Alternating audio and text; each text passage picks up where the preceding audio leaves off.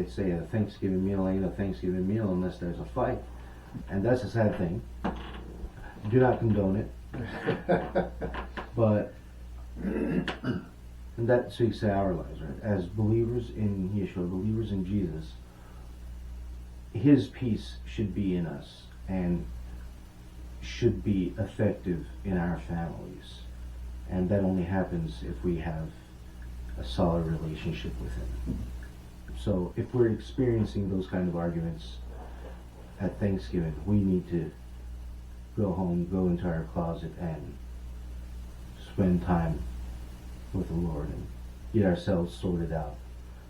Ancient gods and their pantheons were no different than, in people's minds, human families. They amplify the worst characteristics of human beings.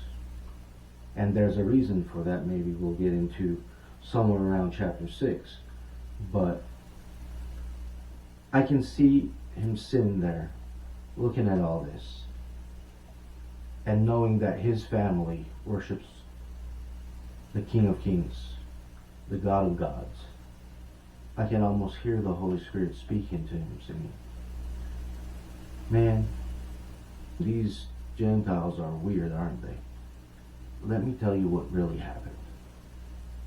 And then Moses receives the revelation, and he,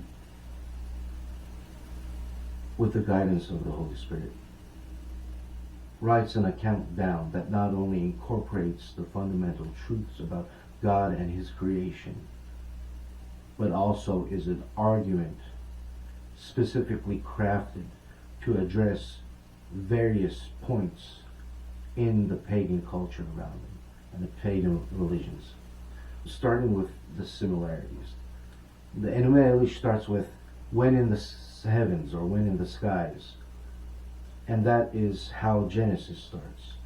In most translations it goes, in the beginning God created the heavens and the earth. But in the Hebrew, the in the beginning is one single word. But the main thing is the definite article there, the, does not exist in that word in Hebrew.